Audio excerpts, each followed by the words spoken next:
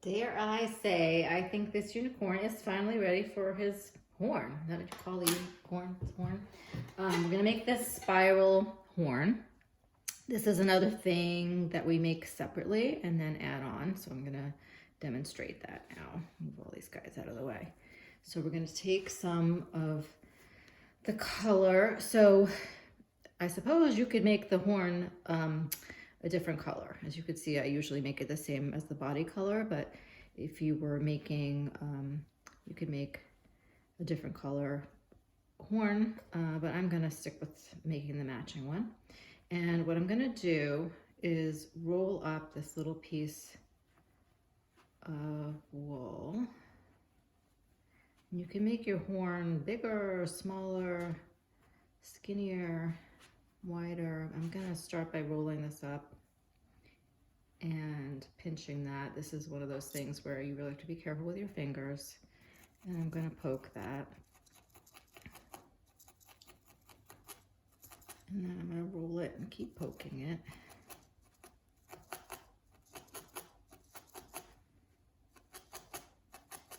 And then at some point what you can do is take it in your hands and roll it like almost like clay. And I'm pushing more on one end to make that the pointy end. And then it starts looking a little more like that conical horn shape with pointy end. If you haven't if you don't use enough wool to begin with, you can wrap some more wool around. And I'm gonna wrap wool. I want the end to stay skinny and maybe the rest of this to taper and get a little wider. So I'm gonna add more wool just to the farther end and blend it in with those wispy edges again. And this, oops, see, I poked myself. This is one of those things. You're up to your third project now, so hoping you won't poke yourself too bad. This is a good time to use those finger protectors for sure. You see how I'm holding it just on one side and poking it on the other side. And I'm continuing to rolling it and keeps the round shape. And then you can, like, the more friction I use, the more it's almost like a different kind of dry felting. Needle felting is referred to as dry felting, and the friction is also a form of dry felting, but without the needle.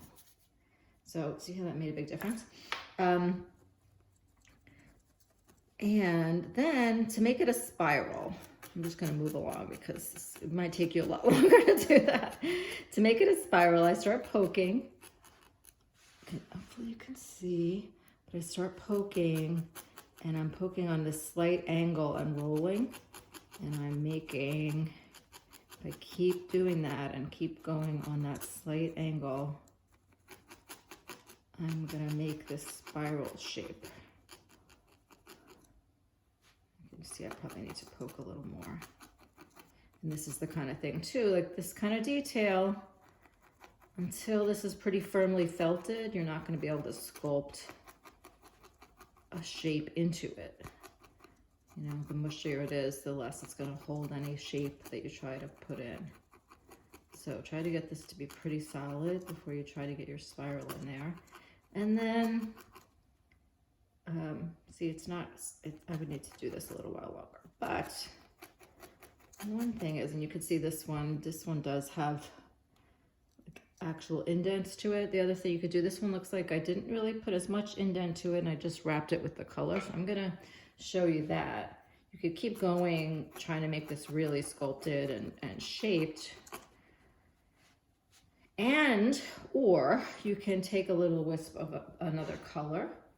And you can see I keep doing this thing too where I match that to the hoofs. You do not have to do that.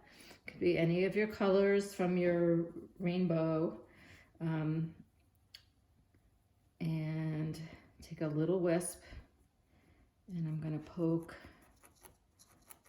in here. This is another thing, almost like when we added color to the ear, that you don't want to poke all the way through because you're gonna not have this defined line if it's poking to the other side. So you want to be sure you're not hitting the foam because that means you went all the way through. I'm just gonna poke I'm not poking that lightly, but I'm not going as deep as usual. And I'm wrapping this in that spiral as I go. Just pulling it along. If I didn't take enough wool and I ran out, I could just take another wisp and keep going. And if I wind up, you'll see, if I wind up with too much, I'm just going to pull it off the end. Now, I should mention that at some point it would have been a good idea to see size-wise whether I thought this was a good fit. And I guess I've done this enough that I knew I was okay. But you're going to want to just keep track, make sure you're not making either too small or too big for the size of your unicorn. Am I still in the picture frame here? I need more monitors. Okay.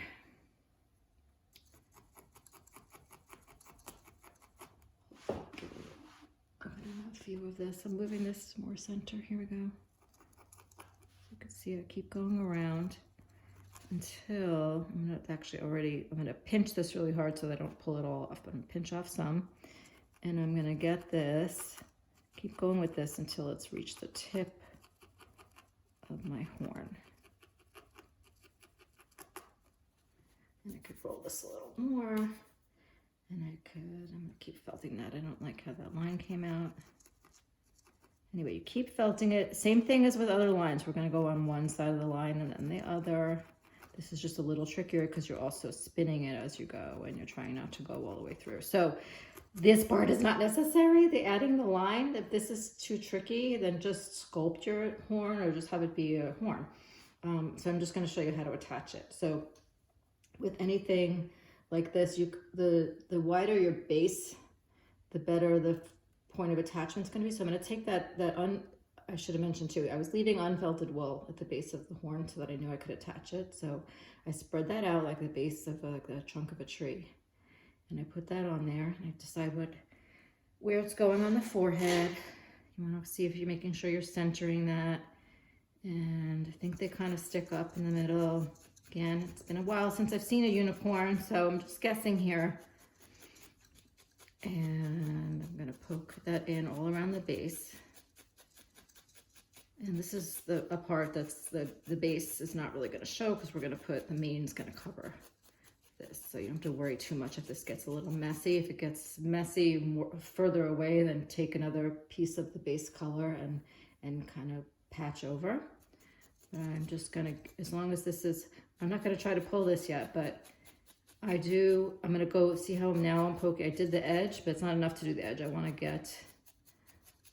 get the center felted into, but without making it too skinny at the bottom. So some of my pokes are going to be from above. I'm going to try to poke it from all different angles. The more fibers I can engage, the stronger the connection is going to be. So coming from different angles and heights is all going to help make that stronger. It seems pretty well attached, and I'm going to leave this video here and we'll do the rainbow mane next.